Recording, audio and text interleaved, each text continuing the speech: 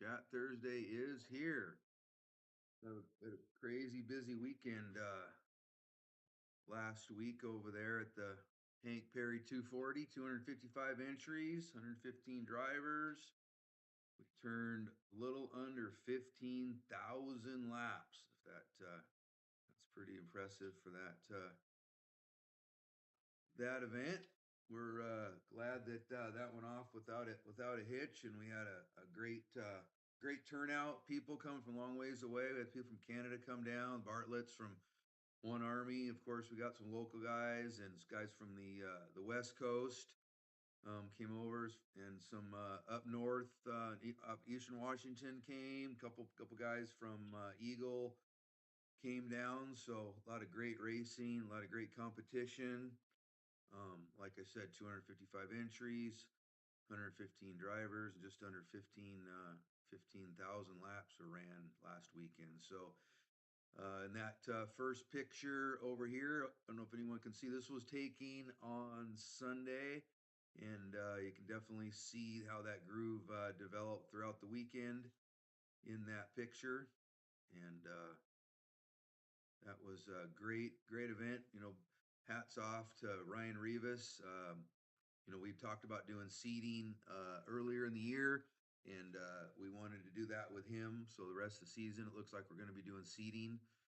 Believe that helped our Saturday program get going a little quicker for check-ins, and it's supposed to, group everybody like drivers together. So we want to do that. I mean, obviously, if there's under 12 in a heat, seating really isn't gonna make a difference because we run live loop, right? But still, it gives you a little practice. You get to see some results Friday night of maybe where you are compared to what you wouldn't really know from practice, and you can make some adjustments going into qualifying for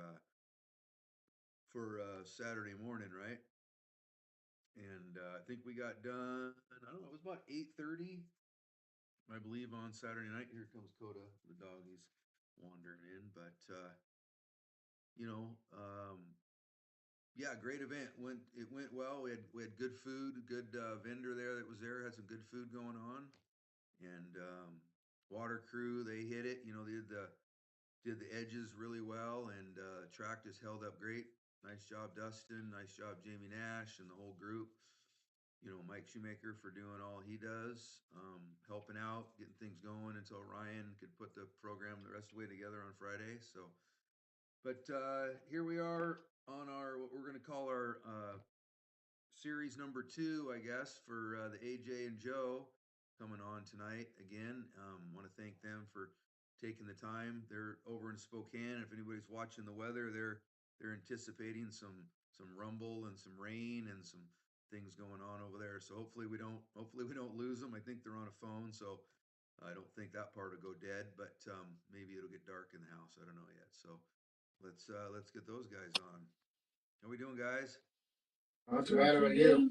Pretty good. I mean, we're clouding up a little bit here too, but I know you guys are gonna expect a whopper here. It sounds like.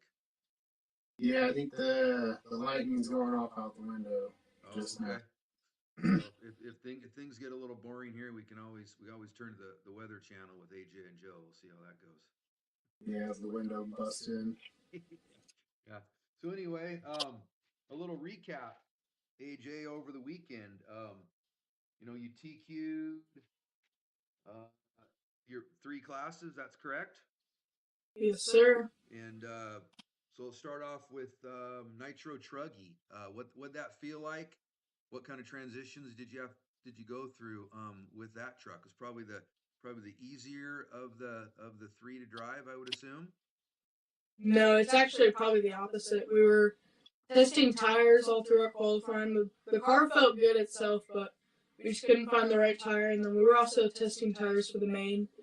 I only ran it about once in practice and then adding seating. So I only got 2 runs on Friday with it. So going into qualifying, it was a little confident, but not really, especially knowing that Carson was racing. Yeah. But Q1, I think I got like a 2 for the round. Q2, I got a 4 for the round. That one was pretty rough. And then Q3, I knew that if I got a good time and a TQ for the round. Then I would TQ overall. So I'd Definitely. really strap it down and lock it in Q3. Yeah, that's your guys' home track. How close do you guys actually live to that track again? If you were to make a really efficient paper airplane, you could probably hit our house from the track. Really? Uh, Pretty that's pretty close. So I know in years past that I've been over there, you guys have ran home. Are you able to hear a nitro car from your house running? Not quite that close. It's just under 10 minutes away, so we're just on the other side of the mall. We're the next freeway exit. We're Gotcha. one. Okay. Okay. Well, let's talk about the clinic that happened on Thursday night. I'm sure there was at least 15 people. I didn't show up until a little bit after you guys got done, and we're leaving. Chat with you for just a second. But how'd that go? And what do you think was the most common maybe question or advice that you gave during that clinic? I think it went pretty well. AJ does his track walk, and I'm not really a part of that. I let him take care of that, and then I kind of, I have my Yap Fest, and I think the big point that I was trying to sell was keeping things simple, right? Mm-hmm. I see a lot of people can easily overcomplicate things and perhaps give their focus to things that aren't, where the juice isn't really worth the squeeze, perhaps, right? And so keeping it simple and then working on fundamentals. So, keeping the car together, um, not trying to overcomplicate things. And then from there, we moved into, I tried to have a big, because I knew it was kind of requested, was engine tuning. That's always, the black magic in Nitro is tuning the engine. And same thing, I try to keep it super simple and then try to put together a process that's easy to understand and then kind of bring light to what you care about when you're tuning the engine and what to look for. Because I think a lot of times, especially, I succumb to it as well when the pressure's on, and engine's not running all of a sudden, you're in pit lane, making good decisions with the pressure. It's easy to second guess yourself. Mm-hmm. So really highlighting, at the end of the day, there's two needles, that are kind of doing all the work, um, and trying to highlight what needle is responsible for what, so that way we can quickly identify what the problem is. Um, and then the big one is, I think a big eye opener for everyone is 95% of the time when someone asks me to tune an engine for them, it's always the same situation when I get there is a lean top, fat bottom, right? And so during the clinic, I explained that and explained how we typically get there. I think that was kind of an eye opener for a lot of guys. And I like to think that guys, were able to take something from it and apply it to the program. Nice. So with that tuning tip, you would expect a little more fuel mileage for them, wouldn't you?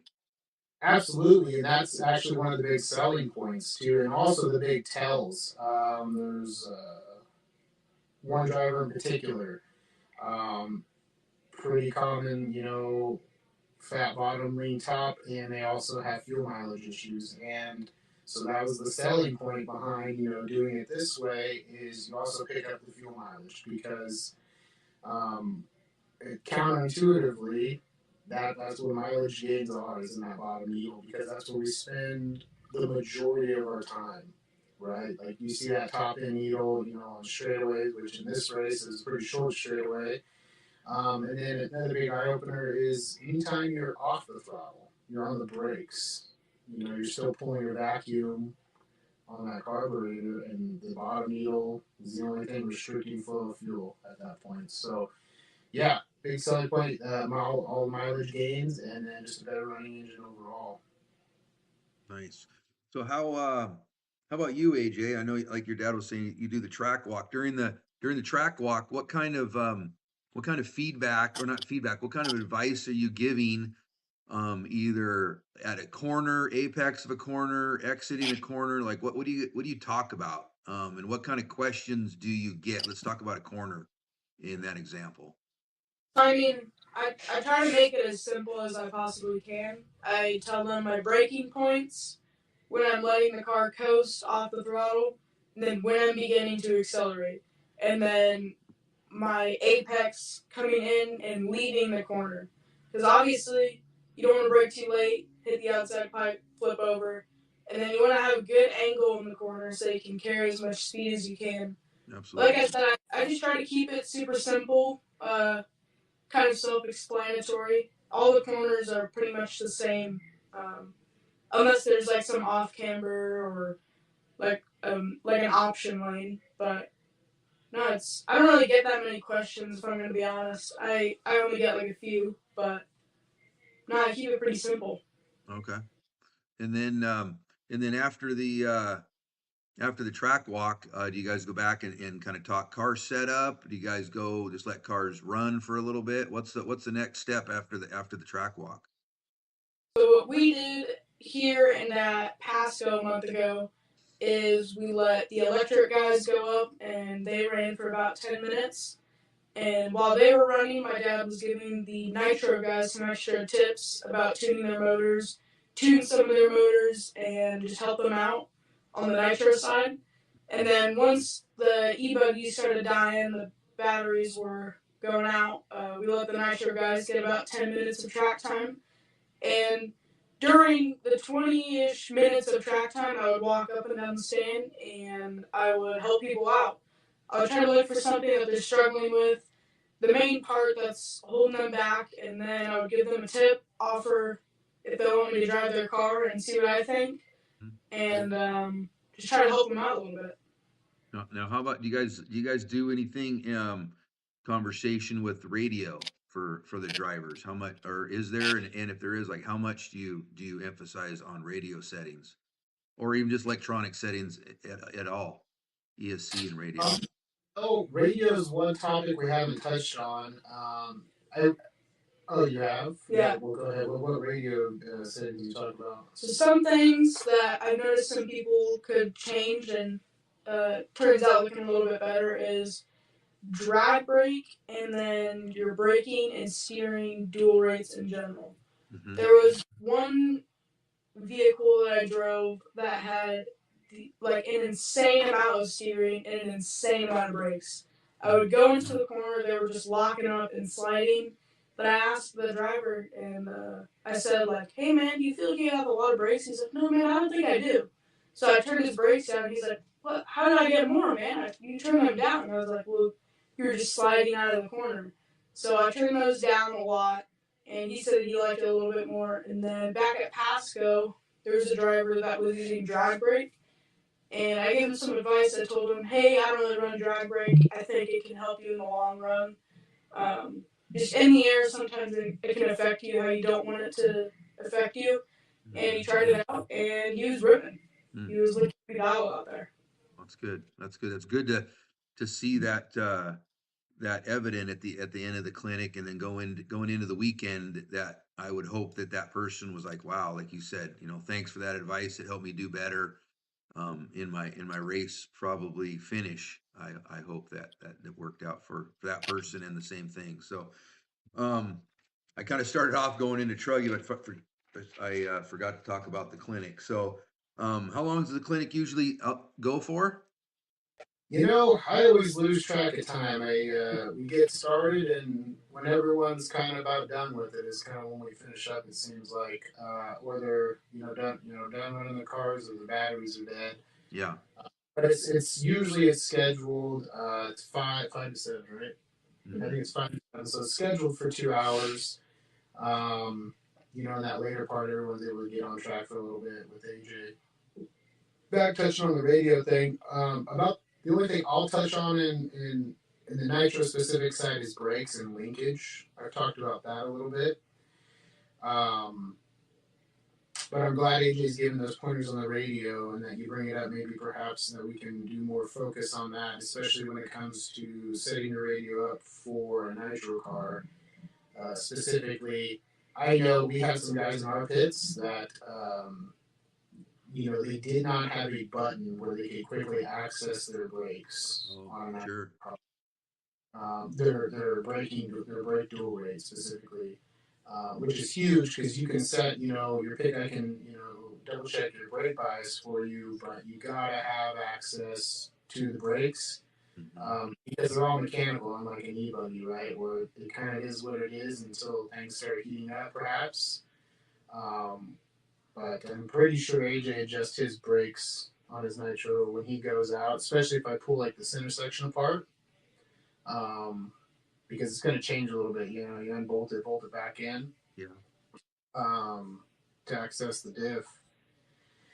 And usually, I tell that AJ's adjusting his brakes. You'll see him park for a second. He likes to park, preferably outside the line, and warm up, and then get his brakes away, get him feeling good. And to his point of a big issue we'll see sometimes, these guys will crank the brakes, and trying to get the car to slow down. Ultimately, that's the goal: is just get the car to slow down efficiently, and not realizing that they're just locking the tires up. And usually, you lock up, you lose control, and you're not effectively slowing the car down. So I'm glad to hear he's helping him out with that. That was one thing that up until not too long ago, I had to, he'd be cranking his brakes up. I tell him, like, try down.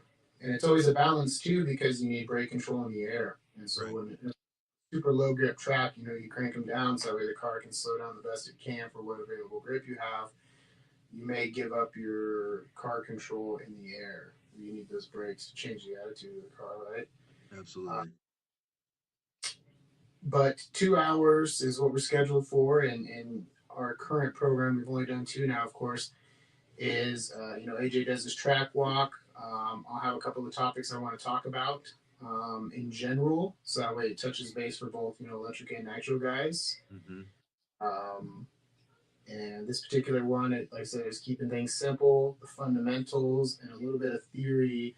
The one thing I hope hit home for guys is, there's so many setup guides out there, right? And a lot of those setup guides, because setting up an RC car can be very complicated and circumstantial, that it's easy for guys to get lost in generalizations. Move this link here, it does that. Change this, it does that. And sometimes it's not always that simple. And so the way I tried to, zoom out a little bit for the guys and say, hey, at the end of the day, you have a 7.5-pound car that's doing, 40 miles an hour. And it's sitting on 4 little rubber tire, contact patches. And so, big thing is, let's work our way backwards. What's the most important thing? Tires. Only thing touching the ground, right? And then the next thing, how we load and present those tires to the ground. Right? And at the end of the day, it's really that simple. It's just all the tools that we have to manipulate that, to get the car to do what we need it to do. Because ultimately, especially in outdoor off-road, you really just got to get that car to do what you need it to do for the driver, for their particular taste. And that's really the goal when it comes to setup. And I think some people get lost in the generalizations and get too hyper-focused on things that may not help them or be too impactful, and then easily get lost in the weeds and then run out of time. Because ultimately that's the game, is you show up and keep up with the track as it's progressing, and by the end of Sunday have a good car that you can potentially win the race with. Like, that's the game. And so so general setup tips, and then on to, I'm working with the nitro guys doing engine specific stuff while AJ's on the stand working with guys. And the approach we take is, you can't solve everybody's problems in 2 hours, especially the group. Like, you couldn't solve one person's problems in 2 hours. We can't even solve our own problems, right? In 2 hours. So the goal is for him is to, like he said, find the biggest thing that he can identify that's holding them back the most, right? And then hopefully, they gain something from that. But I think the most powerful thing that person hopefully gains is, for an example, the individual with the brakes, like, oh wow, I can slow my car down now, and it's such an eye opener, and then hopefully a big confidence booster going into the weekend as well, right? They're like, wow, I got this newfound confidence entering the corner because I can effectively slow the car down, and that changed the entire corner, which helped them link the next corner, and next thing you know, they're doing better laps, right? More consistent laps, and so that confidence you can build on that. So hopefully, we're having that sort of impact on people. At least that's the goal. Yeah, most definitely. One of the things that I struggle with is over driving the car, right? And we see it all the time. I can recognize it. I recognize it usually later in the run, sometimes too late in the run. How do you, Joe, when you were racing, and you, AJ, like, do you get maybe a little frustrated because of traffic or a flame out or a crash? How do you like control that within yourself so you don't overdrive, hopefully, and make a worse mistake? How do you handle your mental side of things? I mean, I try to just not think about it, and I try to just reset and try to get back in my groove. That typically happens when I crash. When I flame out, I'm a little bit more mad because that could mean the race. Right. Fortunately, this past weekend, I still took the win in nitro buggy, but it can mean a lot flaming out because that can mean points in the series. Obviously, like I said, a win. Um, just keeping a win streak, if you will. Mm-hmm. I don't know. It's kind of hard to not think about it, but yeah, I just try to, in my mind, I try to not think about it. So if you're able to give some advice to someone that has that happen to them, I mean, just like you were saying, just stay cool, stay calm, run your lines, run your points, your braking points, all those things, and don't overdrive the car to make a mistake. Anything else that you think you could add if you see somebody doing that? I think just taking a deep breath and, like I said, resetting and just cooling down and driving a little bit calmer, you can slowly ramp up and start driving a little bit quicker. Not pushing as hard, but hitting better lines, keeping your throttle and braking more consistent, hitting your marks and your lines. Mm-hmm. I think, like, if I have like a really bad crash on one lap, the lap after, I try to just chill out and cruise around the track, and then, like I just said, like, slowly get back in that fast pace again. Sure. That's definitely good advice. Um, For you me, go ahead, Joe. sorry, for me, the way I describe it to people, if you find yourself frustrated over driving the car and kind of hitting that point of desperation, the way I describe that is quicksand. And if you know anything about quicksand, if you're stuck in it, the harder you fight, the quicker you sink, Mm-hmm. right? And so if you can just adopt that mentality and realize, hey, as difficult as it is, I want to freak out right now, I need to relax because that's in my best interest, right? And it's kind of like that's what AJ does. He takes, a cool down lap if he has a mistake or something bad happens. Take a cool down lap, let's get back into it, and then let that pace come back to you naturally, right? Don't let the car tell you what it's going to allow you to do. And because pushing it any further than that, you're just going to sink faster, right? And one thing I try to teach is you can't really go fast enough to make up for a mistake, because if you could, you probably wouldn't have made that mistake in the first place. Absolutely. If you were good, push that hard, you probably wouldn't have crashed, and so you're definitely not going to make it up. So definitely not compounding mistakes, and consistency always first. If you're out there crashing, and I see that sometimes, that people will message me and they'll want the magic setup, which doesn't exist, by the way. No, it does not. The real magic is having 5 tools in your tool bag that you're familiar with your car, that are powerful, that you can make that car do what you need it to do, whether it's oversteer, understeer, it's not jumping well, whatever the case may be. have those 5 simple tools that you like to use that work for you and that you know what the effect's going to be. That's the magic when it comes to setup, right? It's just having those things that you know will have a certain effect. Um, but people will message me asking, for this magic setup. And first of all, a setup that AJ likes, they're probably not going to like. First of all, second of all, I'll ask them a lot, like, well, are you crashing? I'm like, yeah, I hit stuff. It's like, well, let's work on that first, right? And then the next question is, why do you hit stuff? And then now we're getting somewhere, like, well, it slides out on power. Like, okay, now we're getting somewhere. Well, let's fix that. Let's fix why you're hitting stuff. And then the next step is, right, okay, now we're not hitting anything. We're running laps, but we're off pace. Now we can work on that. Now what happens when you try to pick up the pace? Now it does this. Now let's work on that, right? And so that's the process. And so trying to teach that, and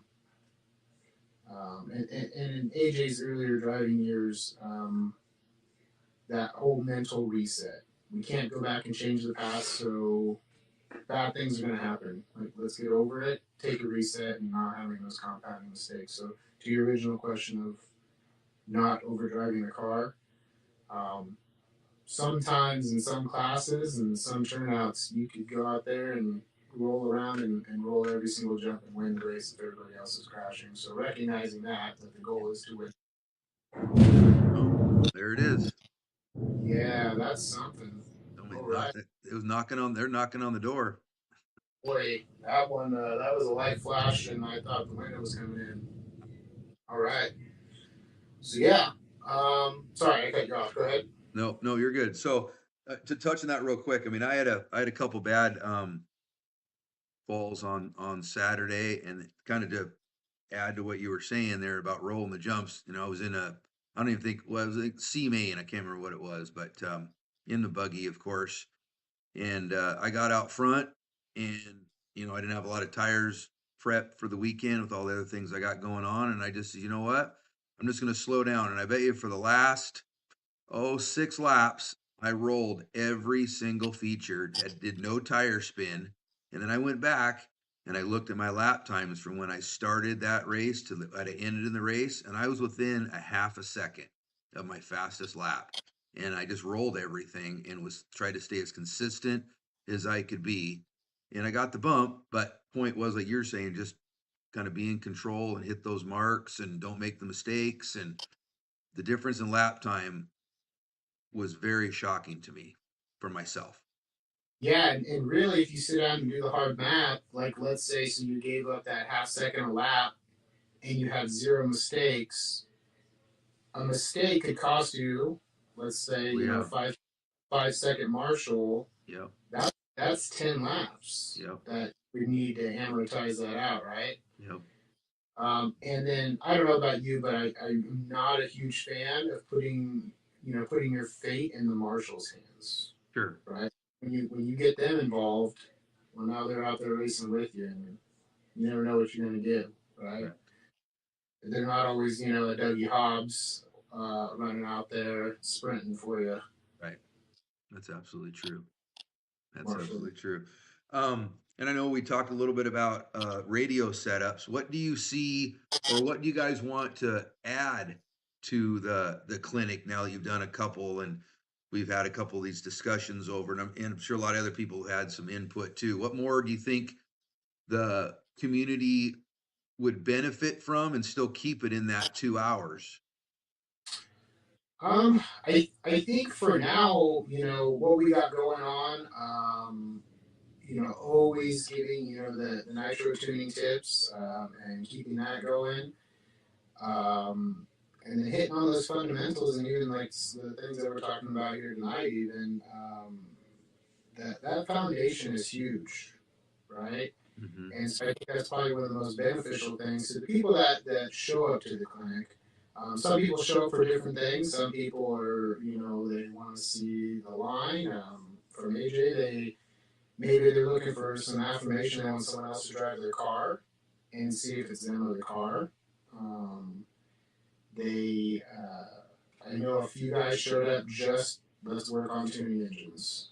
But I think that that basis of the clinic is good, and then I think ideas to sprinkle in like focusing on maybe radio settings,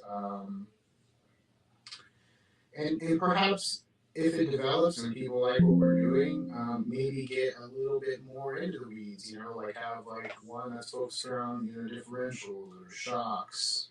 Sure.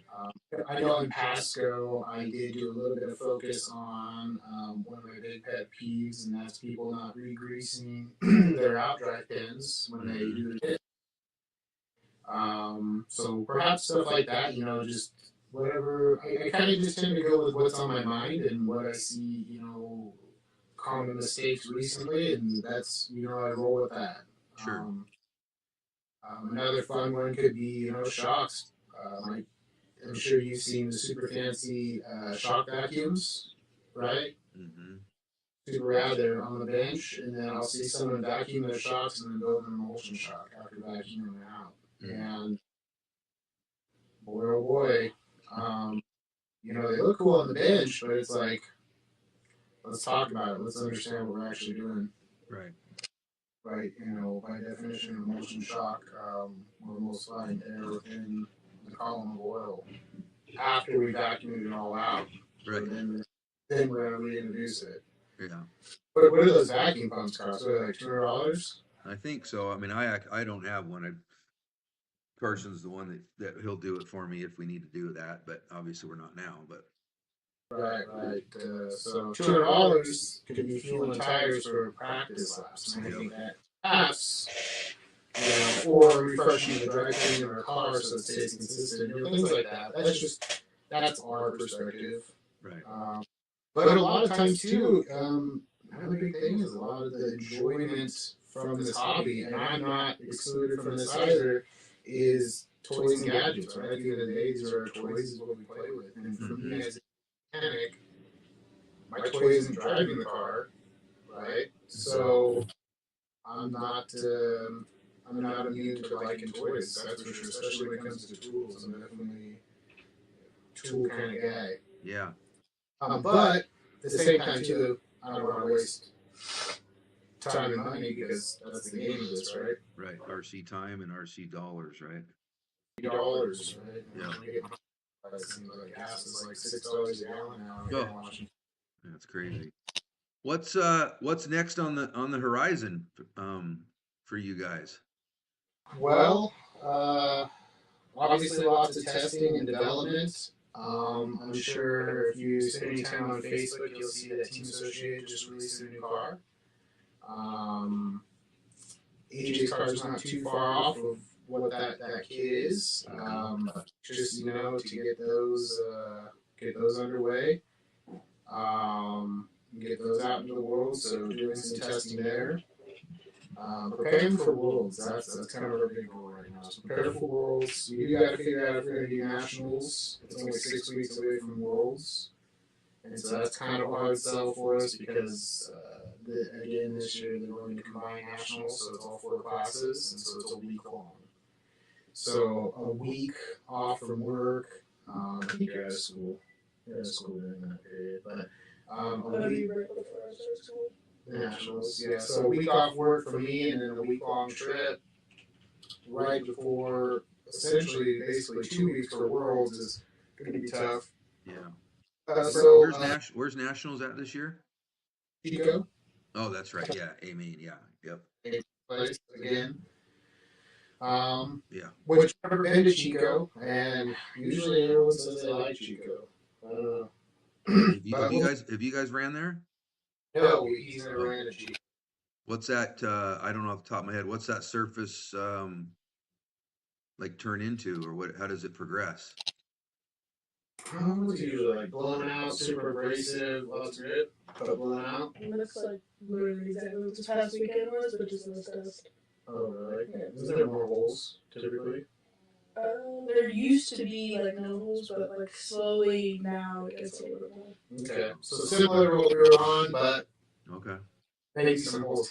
I think it might be even higher grip. Isn't it like ridiculously abrasive? Sometimes, depending on how you treat it. The past few races that they've had, it's been the same, if not a little bit less grip than what the Hank was. Interesting. Yeah, I mean, of course, that was like an iconic track, so, it'd be nice to get out there. But again, Worlds, testing, new car. We'll plan on doing as many of the NCTs as we can. Yeah. I think I'm looking forward to Walla Walla. That one was always fun there in the park, and a little bit low mirror dirt, Mm-hmm. low wear and tear on the cars. Mm-hmm. I think we've only been there once. It was a blast. Yeah, that was gonna be fun. Yeah, other than that's what our season looks like. And then after Worlds, we'll probably do our traditional Arizona trip for the U.S. Open, and then probably roll right into Silver State, which I think last I heard is going to be another January race. Yeah, I did hear that. So I think summer's going to go by quick, and before you know it, it's getting cold again, and we're both planes all over again. So it flies, time flies. Yep, it does. I know you guys said you're going to try to make it up to Nora to Burlington for that NCT, so that's probably the next time that you'll do a clinic. You think is there? I mean, yeah, usually. So up to this point, the us doing that has been, sponsored by the club or the host track. So it'd be up to them if they want us to do it and schedule it in. Yeah. And then AJ, he handles the flyer for that, and so we provide that for him. And so it's up to them. Okay. Well, that'll be good. Hey, we've already gone, almost 40 minutes here with you guys. I don't want to take any more time. We haven't heard any more lightning go on there, have we, since the last one? We've had a couple flashes. There's that big one, but hopefully it's settling down. Yeah. Okay. Well, cool. Hey, I appreciate you guys coming on and spending a lot of time getting in depth. What the clinics are about, some of how you're racing. Transitions, AJ, and what you've learned. We talked about last time, and I think next week or maybe the week after, we want to do this again, and we have some more topics that we talked about, and we can move into, and then we'll just see kind of see how this transitions. If you guys like it, I definitely like it, and I know the people in the stream and the ones that watch it after, I get a lot of messages privately too that they really enjoy this conversation that you guys are giving back. So hats off to you guys for that. That's good to hear. What we should look into is we should get like a group discussion going. Maybe we get Fitz to join us. Yeah. And have a topic that we can talk about, or a couple of topics that we can all talk about. And then, okay. Perhaps we find something that him and AJ disagree on, and then we can listen to him debate it. That'd be fun. Okay. We can do that. That's not a problem. I'll probably have to. He's sometimes I don't know where Carson's head is on different evenings, but today he sent me a picture and a video. He went and somehow got like 150 fishing rods, and I don't even know what's going on there. So yeah, it was crazy. It looked like Edward Scissorhands on the back of his truck. There's so many fishing poles everywhere. So it was pretty. We need to go out and see Carson, and we'll just do a Bill Dance style fishing RC live. There you go. Maybe come a day before the Burlington. We'll see what's opened up, and we'll all go out and maybe go fishing or something on the river. Hey, just turn the camera on when we fish and talk about RC cars. That'd be cool. We should do that. That'd be awesome. Well, cool guys. Hey, I appreciate it. Hope the rest of the week and the weather and all that stuff calms down, and we'll definitely chat soon. All right, buddy. Cool. Thank you, Scott. You bet, AJ. In the background, you got some TQs and some first place back there, so that's always good to see. And I know that being your home track and everything, that's got to mean something a little extra too, doesn't it? Oh yeah.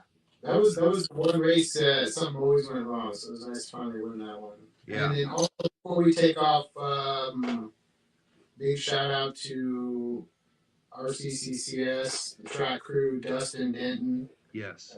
Crewmaker. Yep. All their hard work. I've been in that position before, and it's enough to drive you mad and question what you're doing with your life. So big hats off to those guys. I can't tell you how many times I'm going to blow off a buggy, and Denton's out there blowing off an entire track with a backpack blower. Shoemaker working on the loop. There was some loop issues. Mm-hmm. RD Hot Pockets there. Ryan Revis did an amazing. I couldn't believe it. It wasn't until late Sunday that his voice finally started to go. I wouldn't have made it that far. Yeah, So, I check with Ryan, quite often throughout the day and ask him if he needs anything and how his voice is doing. He needed a break, and he was a trooper, like you said. It didn't really show any wear until later on Sunday. So good for him for taking care of that week or two before, because that's a huge strain, right? A huge strain on your voice. definitely, yep. And the whole club, the NCT and Jenny Nash there for all the hard work they put in. That all goes behind the scenes that no one sees. No, you guys know a little bit that we've talked about, but I spend hours every week just on phone calls and messaging and emailing and just and it goes, and it's not something that I need to be definitely rewarded for. It's definitely nice when somebody recognizes it, and at the end of the day and the end of the weekend, that people have a smile and enjoyed their weekend, and that's really what that we want, and they want to come and race. And hopefully some of this conversation will spark some people that are on the fence about coming to some certain races, and they'll come, and they'll understand by the end of the weekend when we say we had a great time. Yeah, absolutely. No, it was a good one. It was a good time for sure. Absolutely. Well, cool. Thanks, guys, and we'll talk to you soon. We'll see you, AJ. Bye, Scott. See you guys. There you go. That was great. Great topic with AJ and Joe. Appreciate that. That's awesome, right?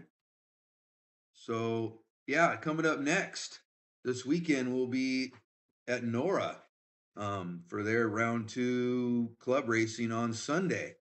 A little different up here in the Northwest to do the Sunday, but a lot of other racing going on, and we want to make sure that everyone has a opportunity to race some different clubs, and if that's in their wheelhouse to do, then come up on Sunday. We're actually going to throw a little different format on Sunday. We want to make sure that Sunday doesn't be a long day. The end of the weekend, supposed to be some nice weather.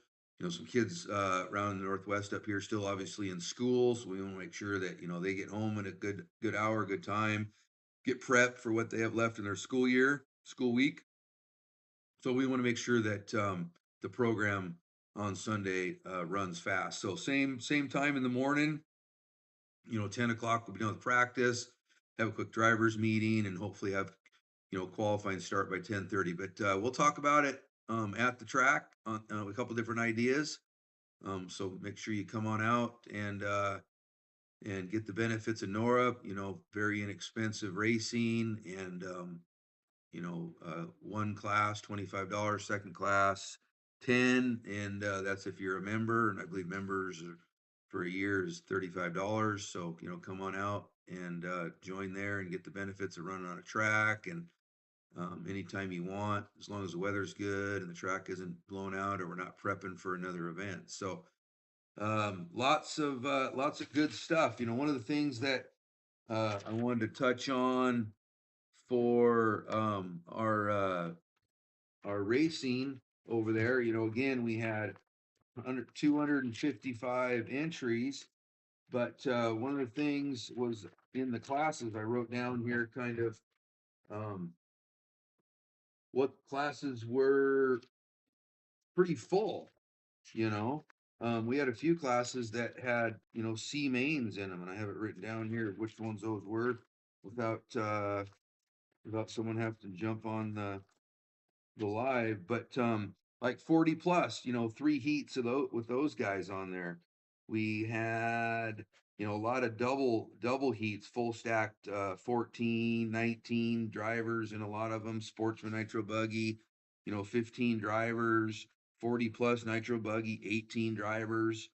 Gas truck, one of the exhibition classes that ran there in Spokane, 10 gas trucks, and that was pretty impressive. Novice, 19 drivers in that two full heats. So You know, that's great. Nitro Truggy, 16.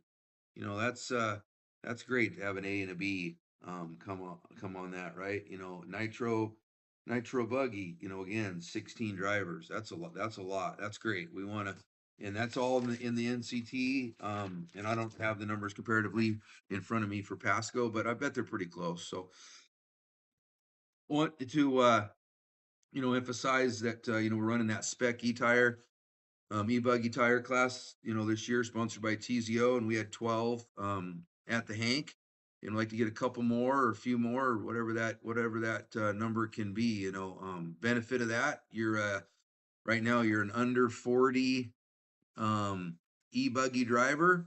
You know, it gives you that extra class to be able to run your car. So if you're in a sportsman e-buggy, you know, and you're under 40 years old, you obviously can't run the 40 plus, so spec tire. And then the same thing for you guys that are in the open e-buggy, you know, you're under 40, gives you the opportunity to run that spec TZO 601 pre-mounted. So we want to see that class be strong the rest of the year and support that manufacturer that has supported us. So we love that. Well, guys, I think we've done, you know, a good show here um, for the week, and you know, appreciate all those things that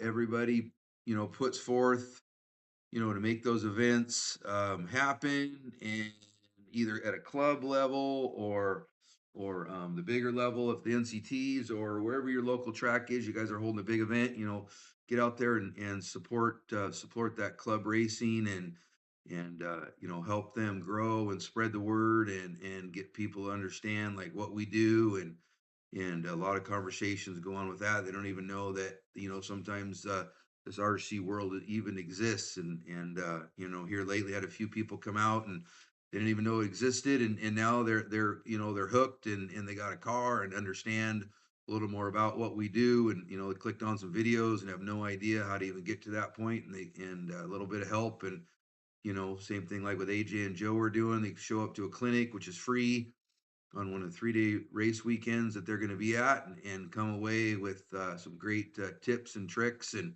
car setup and radio setup and who knows, you know, some of the more experienced drivers will have somebody bumping them in the back because they're coming around them because they picked up some good tips and tricks from the AJ and Joe on the next level. So appreciate that, and we're going to, you know, sign off for tonight, and we will see you probably next Thursday with some more great topics. Thanks, guys, and have a great evening.